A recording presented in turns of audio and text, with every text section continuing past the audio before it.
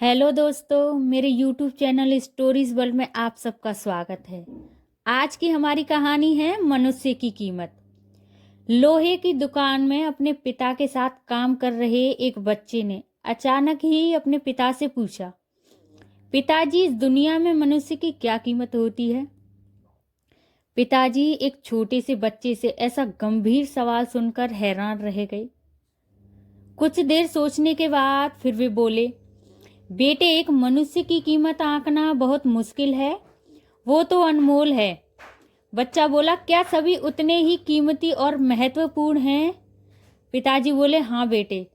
बालक कुछ समझा नहीं, उसने फिर सवाल किया, तो फिर इस दुनिया में कोई गरीब और कोई अमीर क्यों है?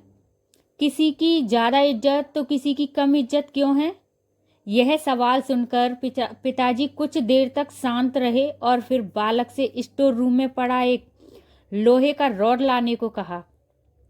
रॉड लाते ही पिताजी ने पूछा, इसकी कीमत क्या होगी? बच्चा बोला, 200 रुपये। पिताजी, अगर मैं इसके बहुत से छोटे छोटे कील बना दूं तो इसकी क्या कीमत हो जाएगी?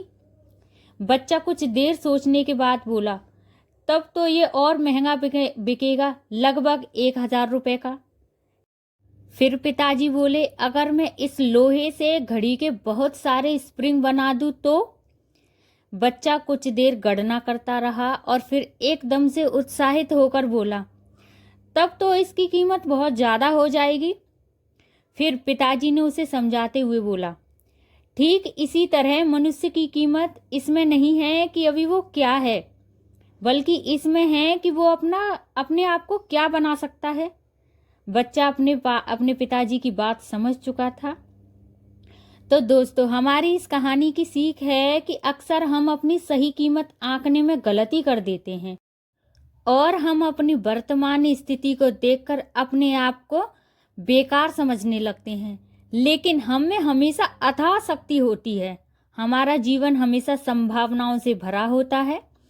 हमारे जीवन में कई बार स्थितियां अच्छी नहीं होती हैं, पर इससे हमारी कीमत कम नहीं होती। मनुष्य के रूप में हमारा जन्म हुआ है इस दुनिया में। इसका मतलब ये नहीं कि हम बहुत स्पेशल और इम्पोर्टेंट हैं। हमें हमेशा अपने आप को इम्प्रूव करते रहना चाहिए और सही कीमत प्राप्त करने की दिशा में आगे बढ़ते रहना चाहिए। ऐसी ही दिलचस्प कहानियाँ देखने के लिए मेरे YouTube चैनल स्टोरीज वर्ल्ड को लाइक करें, कमेंट करें, सब्सक्राइब करें और ज़्यादा से ज़्यादा शेयर करें। मैं आप सबसे मिलती हूँ मेरी अगली कहानी पर। तब तक के लिए मेरी वीडियोस देखने के लिए आप सबका बहुत बहुत धन्यवाद।